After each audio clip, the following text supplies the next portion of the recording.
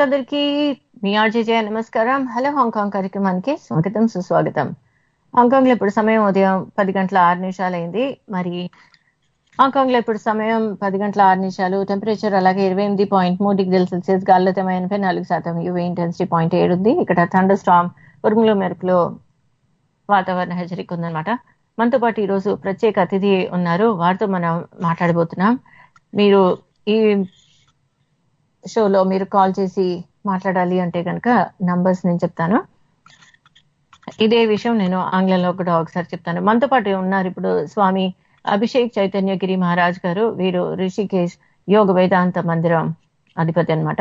వీటితోటి మనం మాట్లాడబోతున్నాం. మీరు ఏమన్నా మాట్లాడాలి అనుకుంటే, తెలుసుకోవాలి అనుకుంటే కాల్ చేయాల్సిన నంబర్స్ యూఎస్ నుంచి అయితే 703-879-6611, యూకే నుంచి 0203287867 ఆస్ట్రేలియా నుంచి 0280068674, భారతదేశం నుంచి 9667778674.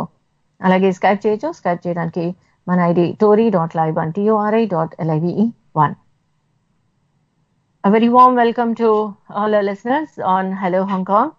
Now the time in Hong Kong is morning 10:08 a.m. and the temperature here is currently 28.3 degrees Celsius and humidity 84%, with an UV intensity of 0.7 low, with a thunderstorm warning too. So friends, please take care.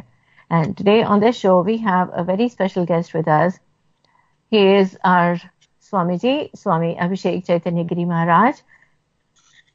He is the head of Rishikesh Yoga Vedanta Mandiram. Let's warmly welcome him. Namaskar, Pranam, Swamiji. Hardik Swagat hai. Very warm welcome to Hello Hong Kong.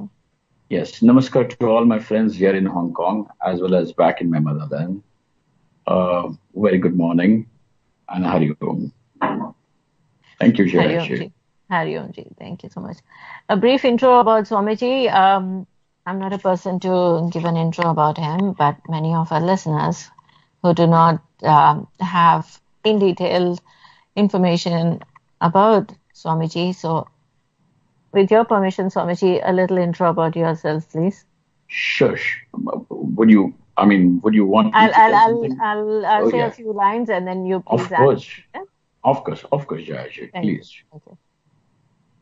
Swamiji has been an inspiration and he has dedicated his life to the studies, exponent of Advaita philosophy, non-dualistic philosophy, whereby he spent 23 years studying with different masters, travels all over the world sharing the knowledge with a different viewpoint of Yoga Sutras of Patanjali, which is very helpful to sadhakas. Sadhakas means spiritual aspirants, and the yoga practitioners. He teaches in such manner, blending with Adi Shankaracharya Vedanta and Yoga Sutras of Patanjali. He is like a lotus who attracts the bees towards the nectar. Similarly, as for those, the knowledge towards his heart imparts. Maha Mandeleshwar Swami Abhishek Chaitanya Giri Maharaj is an inspiring example of subtle Triveni, the merging of three paths of karma, bhakti, and jnana. He sees only the positive in each one's personal inclinations. He urges every individual toward the final goal. His own establishment in his faith in Adi Shankaracharya and his teachings is firm and steady, making him the perfect guide to the ultimate goal, that is, freedom from all limitations, otherwise called moksha. If I have committed any mistakes, kindly forgive me, Swamiji, and please add on to this. Thank you, Jaya. In fact, very appropriate and in fact a lot of praise. I would consider myself just a small pilgrim on the path, and maybe my words or whatever I have understood from my teachers coming from Bhagavan Shankaracharya, that is what I keep sharing. But you have praised me in very big words. Thank you for that. It's a blessing for us, sir. Swamiji, please give us your childhood. How was your childhood? We would like to know about your childhood too and your upbringing, about your educations. What made you to move into this path? All right. Jaya, my childhood has been as simple as any Indian boy growing up in our country. Mm-hmm. And I came from a very humble background. Uh, and my parents were very simple people. Mm-hmm. But growing up in India, as we all know, that we always have grandparents, parents, and their influence is something which is inevitable and very important. I mean, in every child's life, the impression that the parents or the people who are closest to them leave is a very lasting impression. And yes, my childhood has been, with my parents, with my friends, and for me, I mean, you would be amused. For me, school was not a place where I would be going to study, but it was a place for me to meet my friends. Mm-hmm. And yeah, so very boisterous. In Mm-hmm. fact, my teachers would call me most mischievous, but I had one thing definitely with me, and that is I had a tremendous respect and love for my teachers, no matter whether they were school teachers or my college teachers. And that is one thing that I remember that has always inspired me, kept me asking questions and wanting to know. And yes, this is one cardinal value, that respect and love for my teachers and for the knowledge has led my life all through.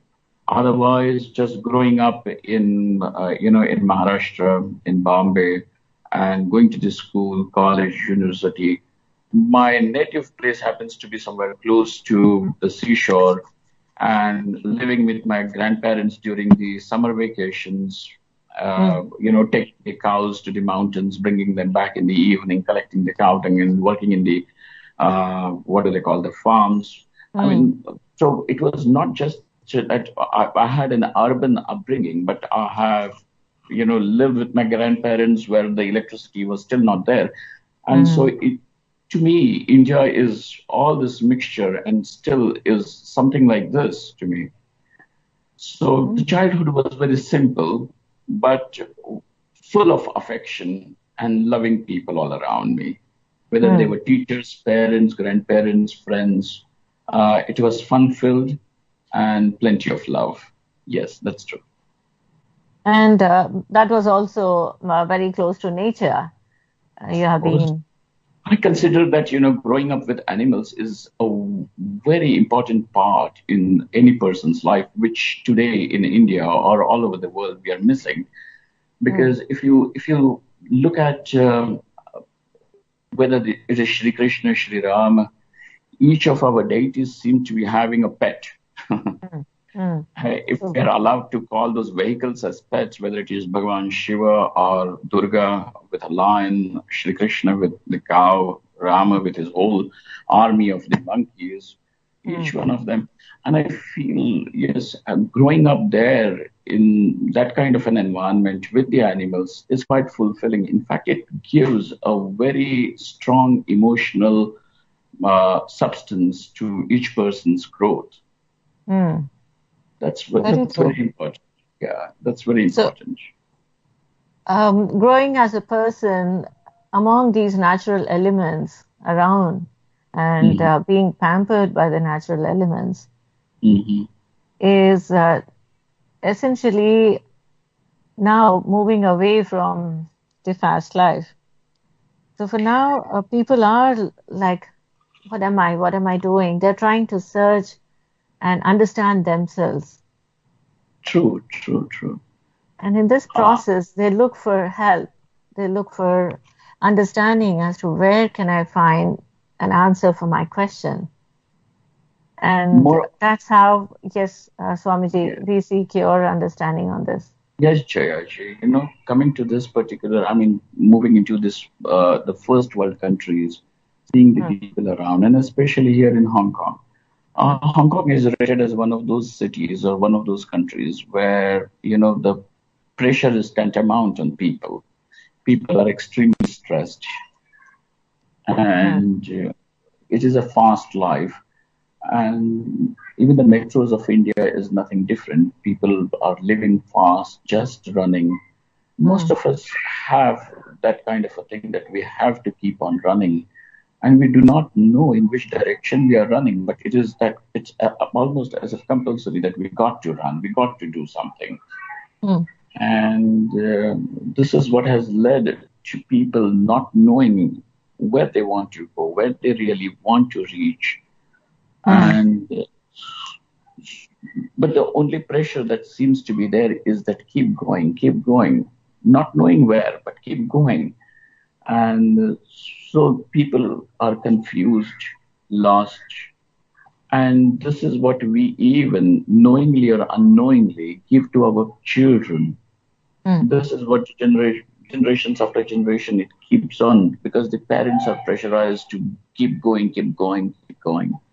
And this is how this is a gift that the parents are giving over here, even to the children. So it's not only that the stressed life remains only limited to the generation which is working, but it goes down right into the students, who are still in the schools, and which is an age where a person needs to have a freer mind to inquire, to live, to breathe, because you certainly are going to assume responsibilities as you're going to grow.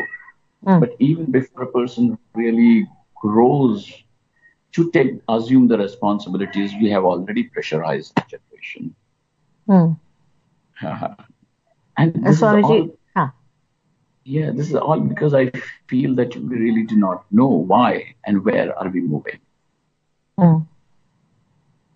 Yes. This is what, even as a person, people are losing their sense of direction as to why are they running? What are they running for? Is it the materialistic pursuits that they're looking for, or what are they looking for in their life in future? This marathon, I don't know how it is gonna lead and take a person into the journey of moksha. Jaya, it's a confusion. Yes, sir. Yes, Swamiji. But then the picture is not all that bleak. The picture is all not that bad, because I feel if you look at the Indian culture or our scriptures, we have never had dichotomized life so badly as spiritual life and material life. We find Shri Krishna living in a complete opulence, living in opulence, Rama living in opulence. A prosperous society was always visualized as a society in which people should be there, because the freedom of thought, the freedom of the liberty, the privilege of making the inquiry into the subtle areas of life comes only when, a person is not left with the concerns of survival alone. So our society or the Indian psychology was never so dichotomized as materialist or the spiritual. We had a wonderful combination of all this. You will remember that even when we categorize the Purusharthas, we are saying that Dharma, Artha, Kama, and Moksha, all four are recognized as the legitimate pursuits of life. So we have never said or sideline earning money or having pleasures as being something profane, something sinful, something bad. In fact, it was very much included in the person's growth. Today, this dichotomy of saying that, well, this is material, this is spiritual, and spiritual means only this, and material means only this, has really dichotomized society, people, and the psychology on the whole so badly that we feel that spirituality means not pursuing your regular life, not pursuing even the pursuit of earning money, making of a family. Spirituality means somebody who's going to smear some ashes and go and stay up in the Himalayas. This is kind of a little funny, because this is not what is sanctioned or said or interpreted by the scriptures. True. Very true. Yes, Swamiji. Here, coming to what now all of us are looking for is as we all know that we are in a mechanical life and people are stressed out anywhere in the country. They're stressed out because of different situations, be it their work, be it the political situation, or be it the natural calamities that are disturbing. Like in Kerala now, they are flooded and so many people have lost life. True. People say that there is an imbalance now happening. Yes. What is this kind of imbalance that is not seen or that is seen? Jayaji, on a little sincere and a serious note, I must say that any society or any individual, when ignores the fact that there are two more pursuits of life, but when that society or a culture or that individual sees that only the pursuit of pleasure, the pursuit of security, the pursuit of wealth is considered to be the pursuit of life, then this imbalance is definitely going to happen. It is going to have a person is on having a lopsided picture, because life is just not pursuit of security and pleasures. There is something, a joy that you get of doing something correctly.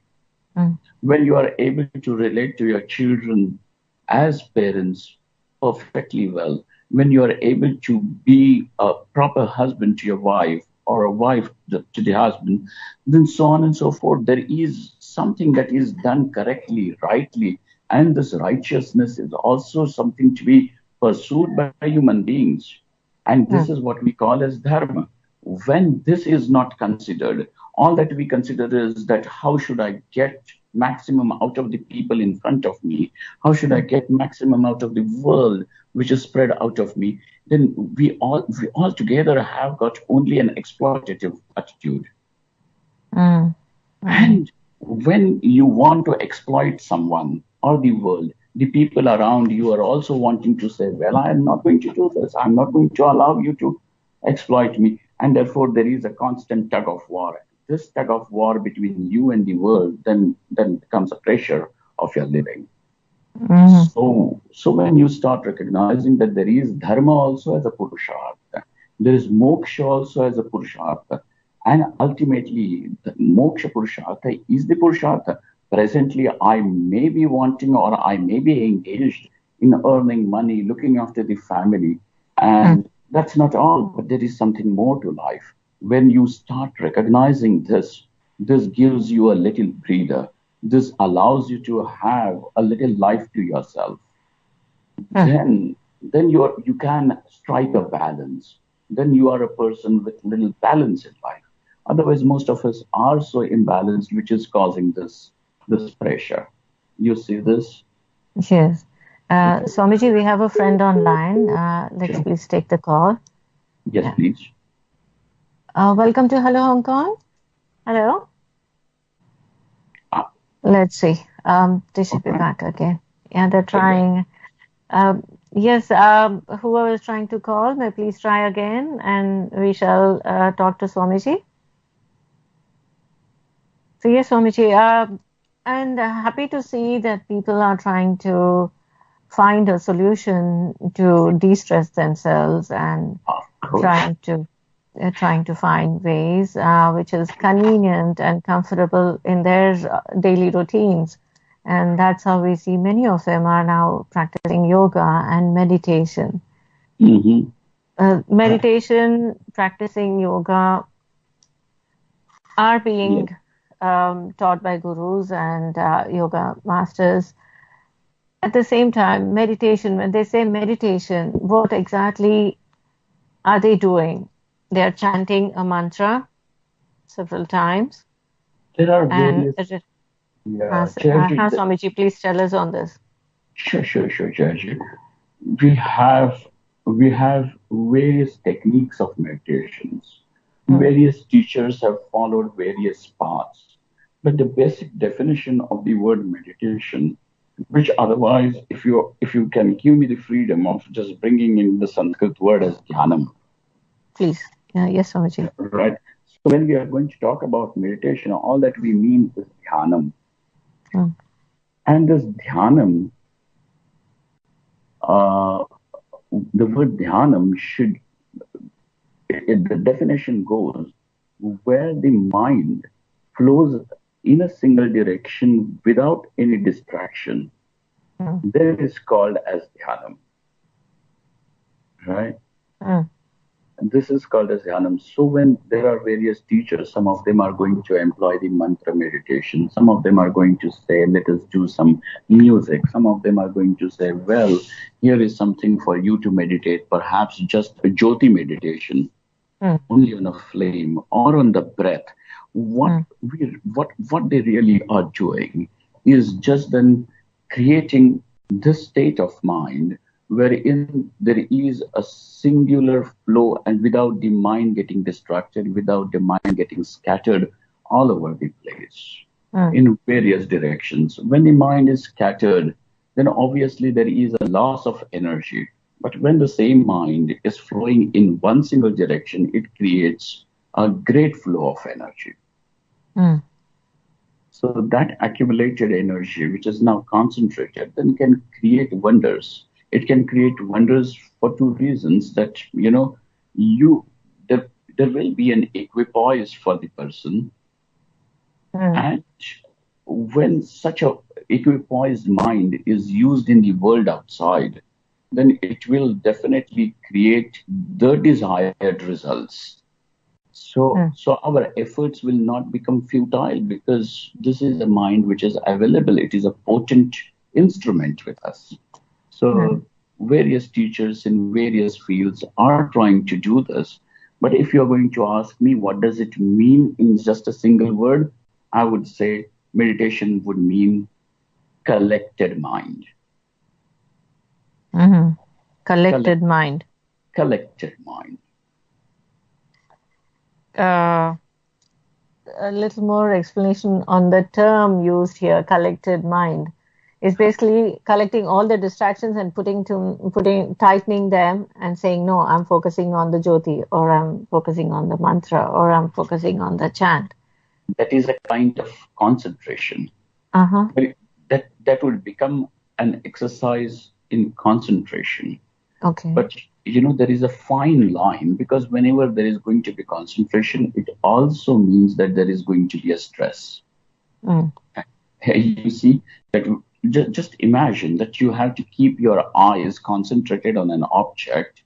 That would mean that how much stress would be there around the muscles of the eyes, on the muscles of your forehead.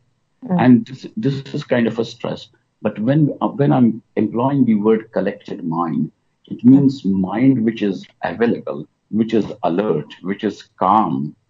And, it has weaned itself away. It has not suppressed. It has not shut down. It is not saying no, nothing like that.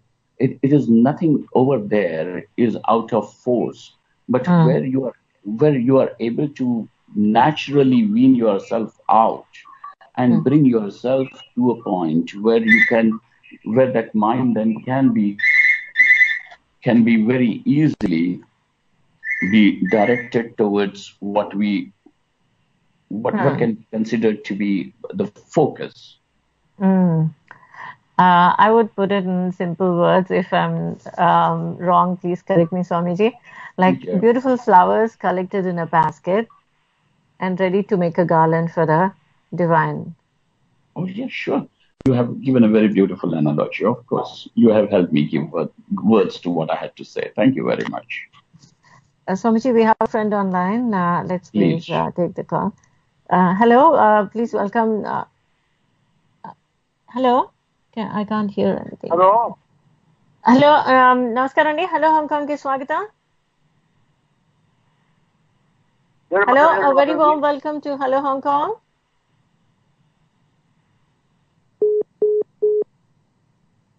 Oh, he's been trying. All right.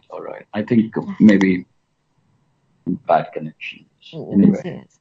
Swamiji, with a couple of minutes, I would like to tell this in Telugu to my friends. Sure, Jayaji. మనం ఈరోజు మాట్లాడుతున్నాం స్వామీజీ తోటి. వీరు మనకి అసలు మన అంటే మనం పురుషులుగా ఒక ప్రాణిగా మనం పెరగటం, ఒక మనిషిగా మన పెరగటంలో మనం ఏ విధంగా పెరుగుతున్నాం, దేనికోసం మనం తాపత్రయపడుతున్నాం, ఏంటి వెతుక్కుంటున్నాం, దేనికోసం ఈ పరుగు తీస్తున్నాం అనే ఈ విషయాలు సర్వసాధారణమైన విషయాలే. కానీ మన జీవితం మీద దీని ప్రభావం ఏ విధంగా ఉంటుంది అనే దాని విషయం గురించి మనం ఈరోజు స్వామి అభిషేక్ చైతన్య గారితో మనం ప్రసంగిస్తున్నాం అన్నమాట. వీరు ఎన్నో దేశాలు తిరిగి ఎన్నో అద్భుతమైన ఇటువంటి ప్రవచనాలని చేయటం జరిగింది. వీరి ద్వారా మీరు కనుక ఏమైనా తెలుసుకోవాలి అనుకుంటే మీరు హాయిగా కాల్ చేసి స్వామి గారితో డైరెక్ట్ గా మాట్లాడచ్చు. కాల్ చేయాల్సిన నంబర్స్ యూఎస్ఏ నుంచి 703-879-6611, యూకే నుంచి 0203287867 ఆస్ట్రేలియా నుంచి 0280068674, భారతదేశం నుంచి 9667778674. ఏ దేశం నుంచి అయినా సరే మీరు హాయిగా స్కైప్ చేయొచ్చు. స్కైప్ చేయాలంటే tori.live1 TURI.LIVE1. స్వామీజీ చెప్పింది, వారు చిన్నతనంలో ఎక్కడో గ్రామాల్లో పెరిగారట. వారి అమ్మమ్మ తాతయ్య నానమ్మ తాతయ్యల దగ్గర పెరిగారు. వారి దగ్గర పెరిగినప్పుడు వారు ఆవుల్ని పొలాల్లోకి తీసుకెళ్ళటం, ఆ తర్వాత సాధారణంగా ఆవుల్ని తీసుకెళ్ళటం రావటం అంటే జంతువులతో కలిసి ఉండటం కూడా మనకి ఎంతో మంచిది అని చెప్తూ ఉన్నారు వారు. అందుకే దేవుళ్ళ దగ్గర చూస్తే కనుక ప్రతి దేవుడి దగ్గర కూడా ఒక జంతువు ఉంటుంది. ఆ జంతువులతోటి వారు ఎందుకు ఉన్నారు అనేది మనకు ఒక మంచి సంకేతం. ఎందుకంటే అలా ప్రకృతితో కలిసి పెరగటంలో మనం ఎన్నో విషయాలు నేర్చుకుంటాము. అందులో దాగి ఉన్న ఎన్నో సూక్ష్మ విషయాల్ని మనం తెలుసుకునే అవకాశం ఉంటుంది అని అంటున్నారు వారు. అలా పెరిగిన వారు చిన్నప్పుడు చాలా అల్లరిగానే ఉండేవారట. అయినా కానీ వారి గురువులన్నా కానీ వారి తల్లిదండ్రులు గురువులు అంటే కూడా వారికి చాలా గౌరవభావం ఉంది, ఉండాలి అని కూడా అంటున్నారు వారందరికీ. మరి వారితోటి మాట్లాడుతూ మనం మరికొన్ని విషయాలు తెలుసుకుందాం. ముఖ్యంగా మనం ఈ రోజు ఉన్న ఈ జీవిత విధానంలో మనం ఎంతో అలసిపోయి ఎటు పరిగెడుతున్నామో, ఎటు వెళ్తున్నామో, ఎందుకు వెళ్తున్నామో అనేది కొన్నిసార్లు మనమే మర్చిపోతూ ఉంటాము. ఈ పరుగులాట్లో మన మనసుకి అలసట, మెదడుకి అలసట రెండూ కలుగుతూ ఉంటాయి. అప్పుడు ఎటువంటి ఉపశాంతిని మనం ఏ విధంగా ఏర్పాటు చేసుకోవచ్చు అనే విషయాన్ని కూడా తెలుసుకుంటూ ఉన్నాం అన్నమాట. అందుకే ధ్యానం అంటున్నారు వారు. ధ్యానం అంటే ఏంటిది, ఎలా చేసుకోవాలి అనే విషయాన్ని కూడా మనం మాట్లాడుతున్నాం. మీరు ఏమన్నా అడగాలి అనుకున్నా కానీ నిస్సంకోచంగా మీరు కాల్ చేసి స్వామీజీ గారితో మాట్లాడచ్చు అనమాట. Swamiji, so as we say hello. Hello, namaste Jaya గారు, పద్మ మాట్లాడుతున్నానండి. నమస్తే పద్మ గారు, మాట్లాడండి. స్వామి గారు ఉన్నారు. స్వామీజీ, షీఈస్ పద్మ. మీరు చెప్పండి, ఎక్కడి నుంచి మాట్లాడుతున్నారు? స్వామీజీ గారితో చెప్పండి. Namaste Swamiji, I'm Padma calling from Australia. Namaskar Padmaji. Namaste ji. How are you sir? I'm okay. Please tell me. Yeah, I'm listening to you in a couple of minutes ago.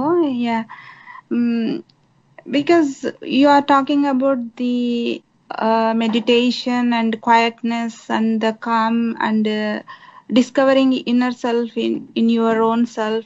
That's all you are talking. But how far it is possible for a common woman, like a household woman like me, to keep up my mind from the day to day household work and regular work and keeping up all the worldly and regular work? How can I keep my mind and soul calm and quiet in these chaos and confusion, lots of struggling day to day life? How you advise a common woman to keep her inner self like in peace? And Yep. Padmaji, we know that all people, in fact, I should like to tell you a small little story before we go into any practical tips. And I would like some more thing to happen, and that is through this story, I will like you to draw certain conclusions and draw practical tips to live by yourself. The story goes, it is a small little story, quite popular, happens to come from Mahabharata. Yeah. There is this one ascetic living in a jungle, and he is practicing his asceticism very intensely all by himself because he is living in solitude. And then, as a result of that tapas, he acquires some powers, and he does not know. He goes out to the village every day just to bring the bhiksha in the afternoon. So one day, just before he has to leave, a small bird perching on the top of the tree, leaves his dropping. It's dropping on this ascetic, and he is annoyed. And with that annoyance, he looks up to that little bird, little sparrow, and it drops dead down on the ground. Now, this fellow is quite overwhelmed that he has acquired certain siddhi, that if he looks at someone with little anger, the person or that animal may fall dead. And with that acquired siddhi and with that knowledge, he goes into the village to bring the food. The lady of the house where he is now asking bhiksham dehi, he says that you'll have to wait for a little while because I'm serving my husband, I'm taking care of my children, and there are other household duties that I have to finish. And she keeps him waiting.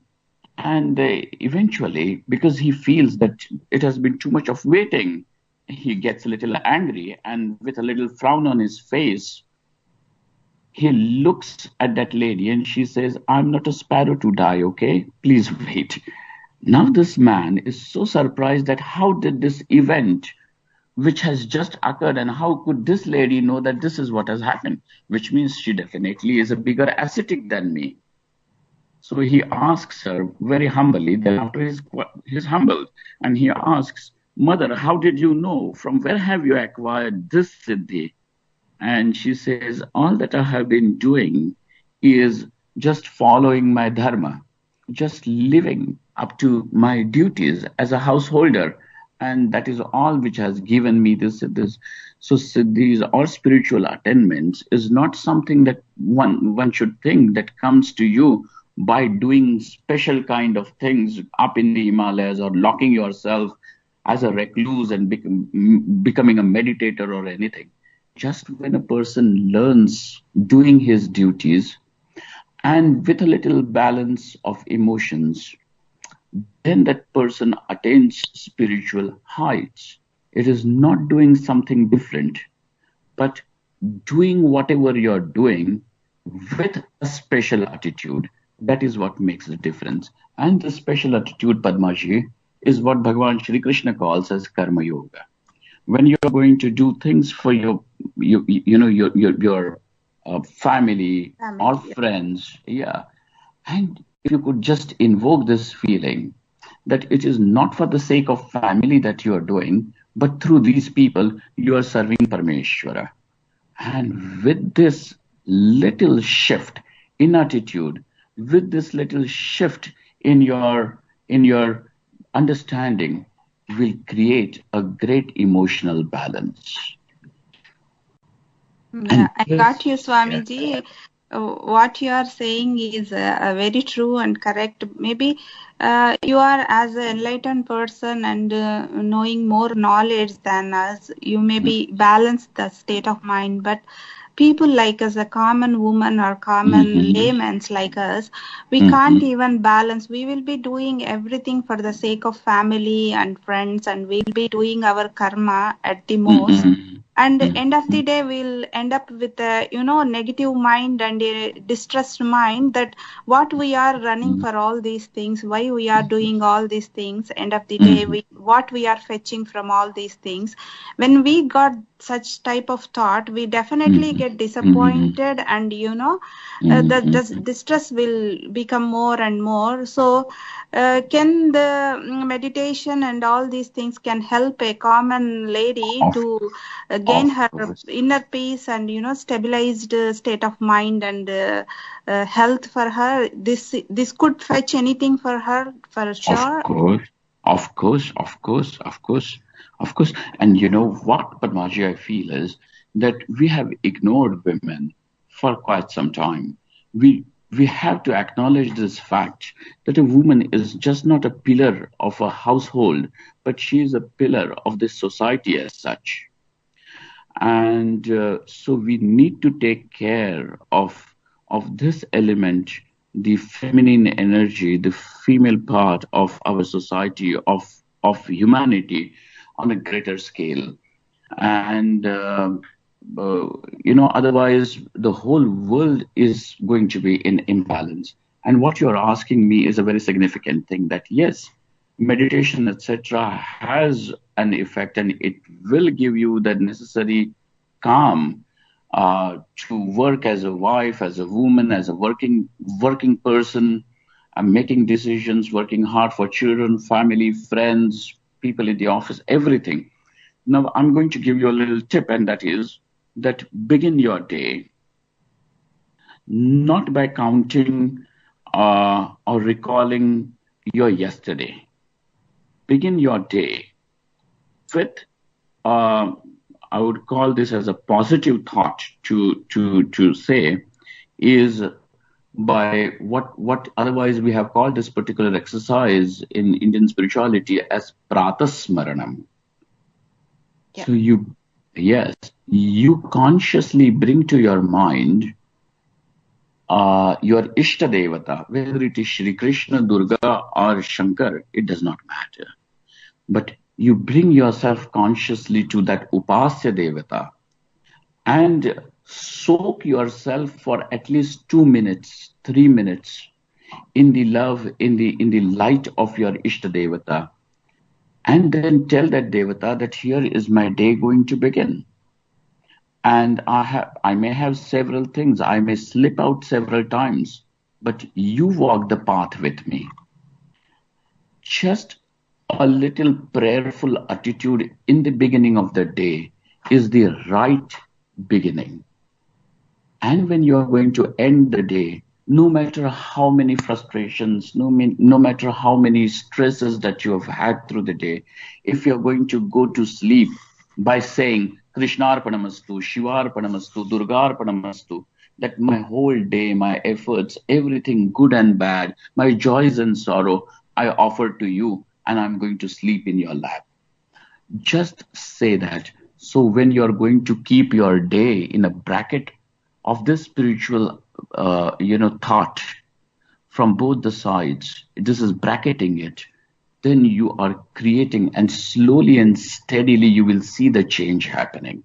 I'm not promising that the change is going to occur within 24 hours, because that what is quick is also quick to disappear. And we are looking for creating people who are sustained models in the society. So just begin this little exercise of pratasmaranam, and before you go to the bed, just saying these few words, Krishna Arpanamastu, Shiva Arpanamastu, and you will see the change come within a month's time. Yeah, thank you, Swamiji. It is an honor and happy to listen to you. A very nice words. Thank you so much. I'm keep on listening to you. Thank you, Andi. Jaya Garu. Thank you. Thank you, Padma Garu. Thank you so much. Thank you. Bye. Thank you. Ji Swamiji, that was really enlightening. The little story that you mentioned is really amazing. Yeah, Jayaji, you know what? All our scriptures, whether it is Mahabharata or Ramayana, is replete with all these things. But somehow our education system, our people, our politicians, we have very easily and conveniently ignored this massive wealth of education, of knowledge. Whenever we are going to talk about Ramayana, whenever we are going to talk about Mahabharata, suddenly you are going to see this, the elite faces or elite people making those faces. Oh, what is this? This is Orthodox. What is this? This is Hinduism.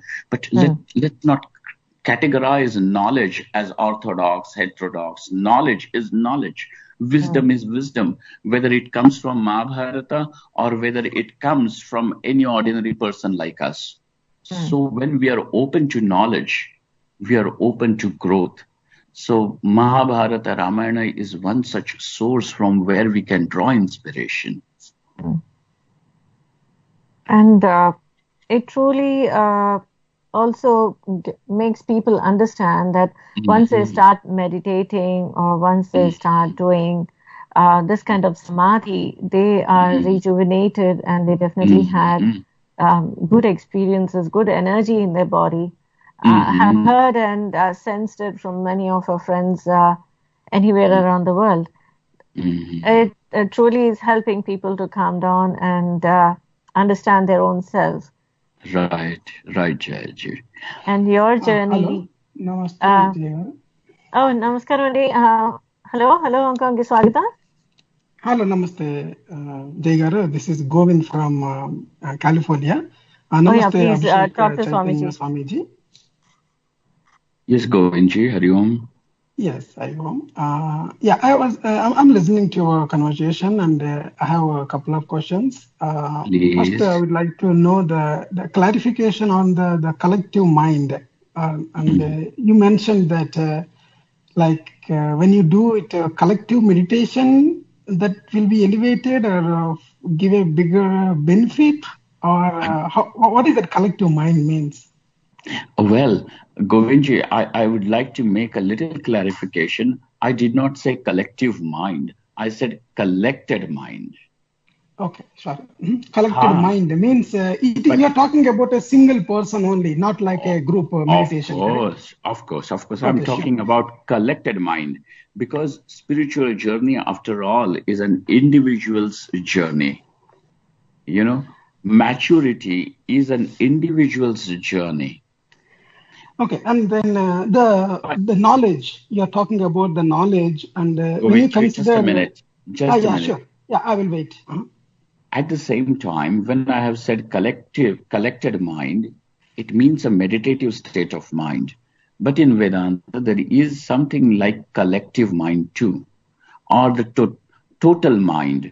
There is something like the total mind, a concept which is there. And it occurs very much in, as a part of Vedanta. Yes. Now you can ask me the next one, please. Yeah. In the same explanation, I have one question. See, anything you consider is a product of a brain. For example, whatever name you give it to us, like I don't want to give a very big lecture or moving the things here and around. In my opinion, spirituality is a man-made term. That means I know that you studied psychology and then you studied the behavioral science, but you know all these things. I need not to explain it to you. But when you consider the spirituality, what is called the New Age terms, everything can be explained in terms of anatomy of the human body and the brain. And then the next immediate thing comes is the mind, the brain and mind, and then the consciousness. And then everything can be explained from there without giving or without bringing a divine force or a divine, either you call it as a god or some unknown force. Everything can be explained without making it more complicated. And also, to explain something, everything is a straight answer, not by giving another story, which is part of the Ramayana, Mahabharata, the fables, which are again bringing some kind of powers that you attain when you do the meditation. All these things were never proved or not. It's all stories told by the people. I'm not really criticizing you. I'm not really against you. I'm trying to give my brief explanation. Right. No Swamiji can answer straight. That is my opinion. You can answer now. All right, of course. Govindji, we should also know, when you are saying that certain things can be answered straight or certain things can be answered in the terms of science, But we also have to acknowledge the fact that the answers that science has today are not absolute answers. That what was proved by Newton once upon a time gets disproved when Einstein disproves it. And there is no possibility, you cannot deny the possibility that what has been proved by Einstein can get disproved tomorrow. So that what science claims or what we claim is perfect need not be perfect. I had to interrupt here, exactly, not taking much time. Einstein did not say Newton is wrong. Whatever Newton said applies in the solar system, applies on the earth. All Newton 3 formulas applied are universally true.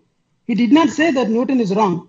When you go into the galaxy outside of this, when you consider the theory of relativity with respect to the bigger objects, how the gravity is experienced, but gravity is an experience of the space-time curvature.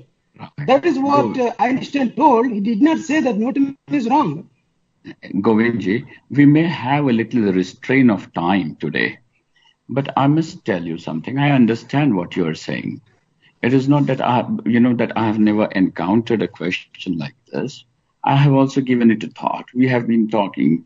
I must tell you that what I mean is that science today but the knowledge, the scientific knowledge, is still a developmental knowledge because there is development of science. This is development of knowledge. And development means that something which was proved earlier is no longer valid, and hence a new thing is replaced. So the previously proved things become the edifice, definitely, and hence you are able to progress. So it is a progressive process. You see this, it is a progressive process. Yes, I agree. Thank you, Govinji. Thank you so much for your time. Because of the time constraint, I'm not asking more questions. Yes, Thank I'm so sorry. We have to answer. sign off. Yes. I really appreciate it. Thanks, Andy. Thank you, Swamiji. Bye. Thank you, Govinji. Thank you very much. Thank you. Thank you, Govinji. Thank you so much. Thank you, Swamiji. As we have been discussing, quite a lot of understanding seems to be pouring out now. And it's unfortunately we'll have to wind up and right. I suspected that.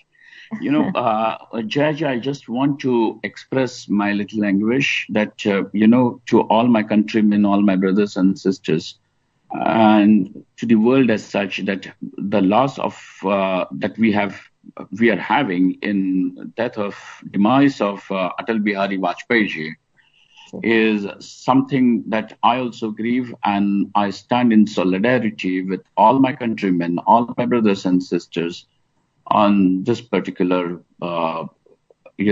event. Ji, Swamiji, it is true that we have lost a great leader. A great leader. And visionary. Yes, a great vision he had, and a great statesman. Today on this show, you shared some beautiful points that we need to inculcate and understand and put into our lives. Definitely, especially when you say Pratha Smaranam and Ishtadevata to be remembered in the morning, prayed. Yes, that Arpanam should be made in the morning and in the evening. And we look forward to your guidance on Tori in the coming episodes too. We'll plan out a discourse on Tori also. So our friends who have questions and queries, they can also take part on a series of understandings that we can develop on Tori. Swamiji, before we sign out, please give us your blessings and message. Oh, well, friends, before we could close, I must thank the Tori, Jayaji, and the entire team for allowing us this little time so that, people from various parts of the world, we could come together, listen, perhaps some of them could question.